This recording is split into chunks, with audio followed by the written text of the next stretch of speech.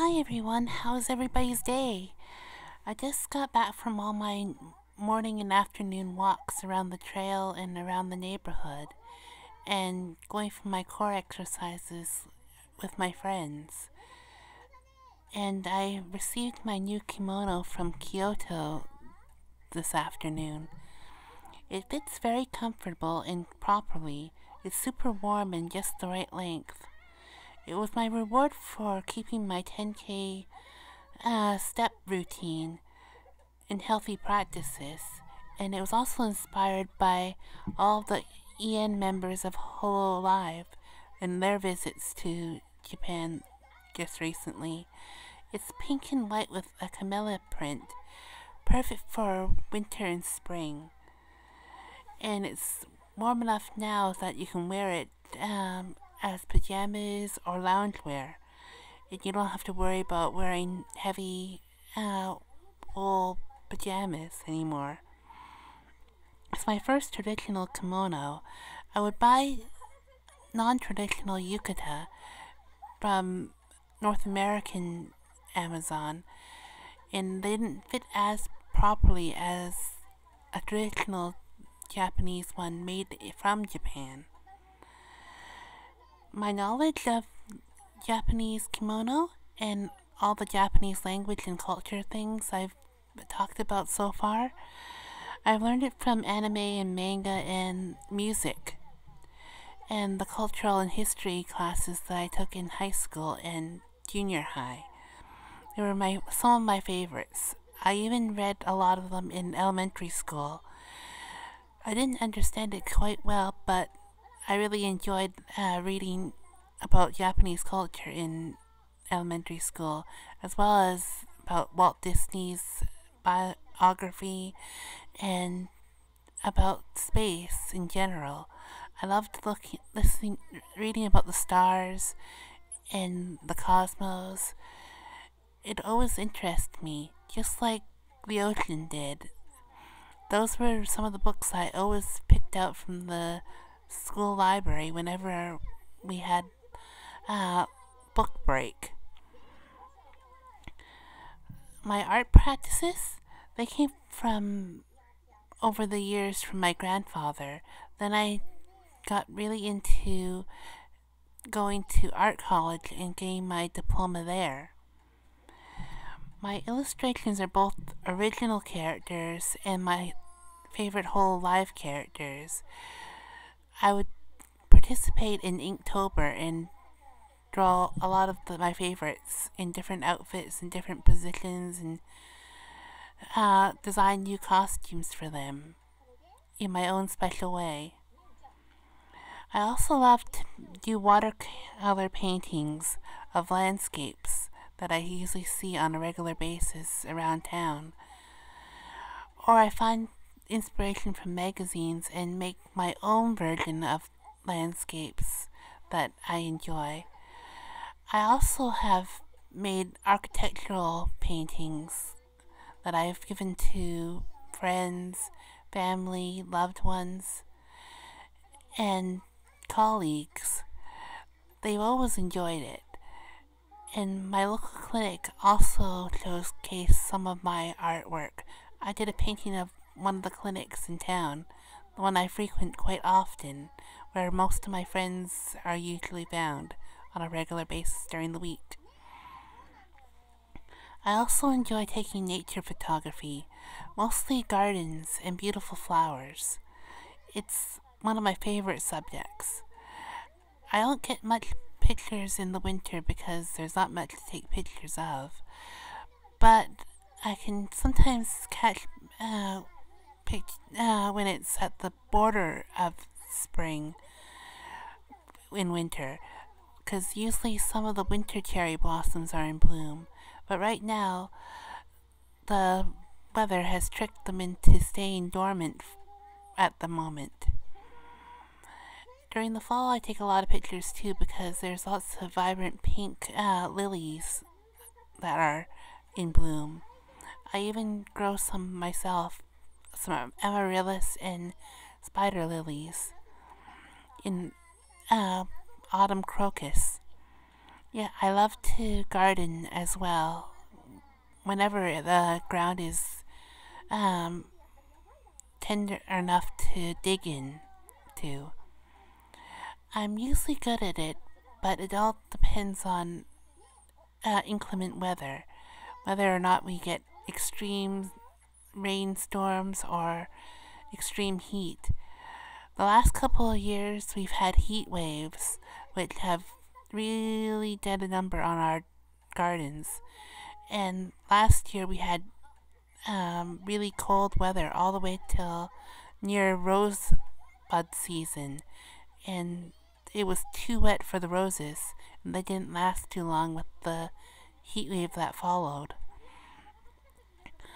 I kind of missed the roses, but hopefully they bounce back this year, and then we have a normal spring and summer, so we don't have to worry about replanting all the plants that we had.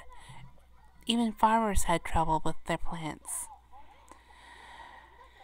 I hope to sell some of my work and gain monetization through YouTube and Twitter eventually with my art and my channel, but it'll probably take a while, as research shows that it takes around near 6 months to reach at least 100 subscribers.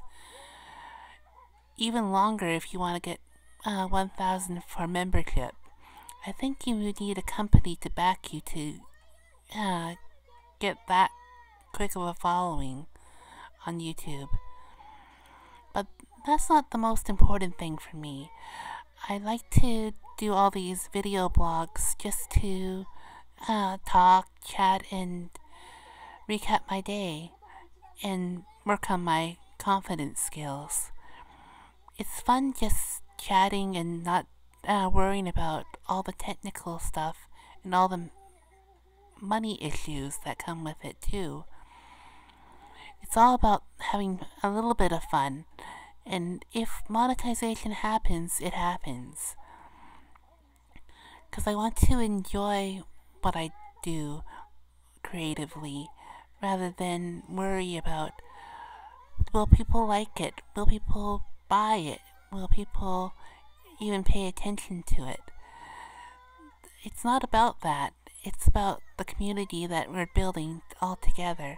And if we grow together, then that's a big perk to just enjoying the streaming process, or the talking process, or even just enjoying creating as a whole. I mentioned all my walks and everything that I usually do. My health practices and my diet is usually plant-based, and Japanese cuisine fits into it quite normally. I love having fish or tofu if I can, but I will have pork, beef, chicken, whichever is available in a reasonable price range. I also enjoy mixed nuts, which help on the protein side of things. I'm very anemic, so having protein is key to keeping my iron count up. And they say beans also helps. Edamame is one of my favorites. At a Japanese restaurant, they always sell edamame as a side dish, complimentary usually. It's their starter to whet your appetite for the actual meal. When I went to Santa Monica, the first place I went to was one of their sushi restaurants called Sushi Roku. They had beautiful cuisine and wonderful different sushi choices to choose from. I would have their sashimi platter quite often, and then have different versions of their edamame. The truffle one was delicious. I also enjoyed plum sake while I was on my restaurant journey there.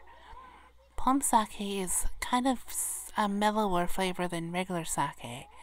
It's sweet, yet has a little bit of a tang to it. It's well recommended if you can ever get plum sake. Or it's not high in alcohol content, so you're not really overly indulging either. I don't drink it that often anymore because I don't go to Japanese restaurants as often. I usually go to convenience stores and pick up the sushi that's available. Or I try to ask for the sashimi. At the Hillside Mall, our local mall, I can usually get sashimi pretty easily, so I always try to go there to have my Japanese food. They're run by a Japanese family, but they also hire Chinese people, so you never know if they'll understand what you've been ordering, unless the owners are there to explain it. I try to do my dancing quite often with my walks, around 3 times a day. Usually my morning walk is a regular thing. Then my afternoon one is to catch up on any other extra 10,000 steps I probably haven't done beforehand. And the ones in the middle is usually walking to my appointments or walking to wherever I need to go during the day. Usually it's about a mile, give or take. Overall, I do about 3 miles a day.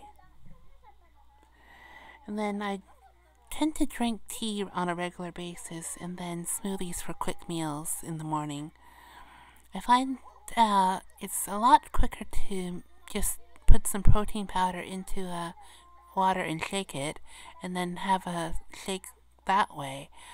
I can easily make a smoothie from the blender at the same equal amount of time with fresh fruit or frozen.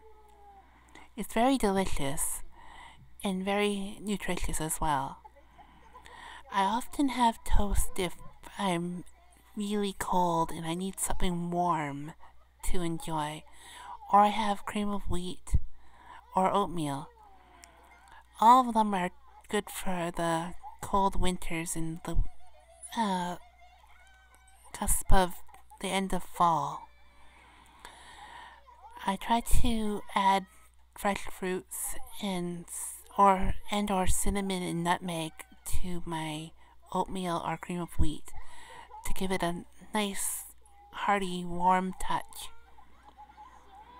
As for a snack, you'll never see me refusing a cookie, be it shortbread or chocolate chip cookie, or even the varieties of strawberry shortcake or peanut butter. They even have raspberry cookies once in a while at our local bakery. I live so close by that you can even smell it when you get close to the bakery section, or even across the street from the bakery. It was heavenly when I was growing up. I would go to school, and then around lunch hour, they would take out the cinnamon rolls from the oven, and you could smell it, and it was very tempting to go over and have one.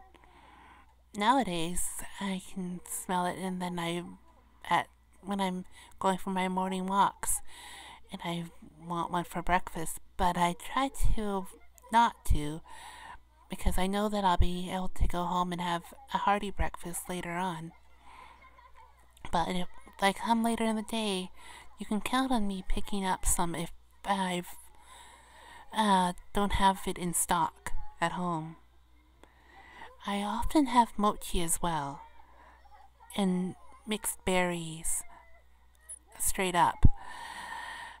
Lately there's been more strawberries and raspberries on the shelves, so I try to pick those from the grocery store.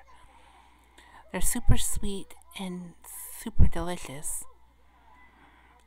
If I don't put it in my smoothie, I have it as side with my oatmeal and mixed nuts snack. It's very refreshing after a morning walk or an afternoon one that I took today around the trail. Right up to the clubhouse, which is only about 20 minutes away, round trip. I always go there whenever I can because my dad would show me all the shortcuts. And it's one of my favorites growing up. If not, I go to my favorite sanctuary up at Summit Park because it's very soothing and quiet. One of my closest friends introduced it to me for Valentine's Day, and it's been very special to me ever since. I go there quite often just to enjoy the bird sanctuary or swing on the swings or look at the sunrise. I've even seen the sunset from there. There's only 1 or 2 people there at any given time, so it's very private too. The storms really did a number to it this year because the stairs were taken out on one side of the park. Hopefully they'll fix it soon. In the meanwhile, there are other entrances and exits, so it's not an inconvenience whatsoever. And you can get to every little nook and cranny of the park. The lower park, Highview Park, they had to cut down a few trees because of the storms as well. So there won't be that many woodpeckers this year. And it might be a little bit less shady than previous years. But I think they're replanting some more new ones. Overall, both parks are in mint condition, so no one can actually complain about how beautiful it is. Because it is. It's still beautiful, very beautiful. And I'm always happy when I go up there. Another park I usually go to is Oswald Park, where there's a neighborhood garden to look at. And where they grow vegetables and all the sorts of flowers that the neighbors really love. It's also a dog park, so it's really enjoyable to see the different dogs using it right beside the ballpark. I find it relaxes me there too. So I'm glad that I live where I am because it's so close to all the nature spots. Perfect for picnics. And perfect if you want to go visit different markets and see the different sights throughout the seasons. As for winter, it's not as bad as it seems once in a while. Luckily, we only get snow once or twice a year. And we've avoided the worst of it this winter. Thank you for listening.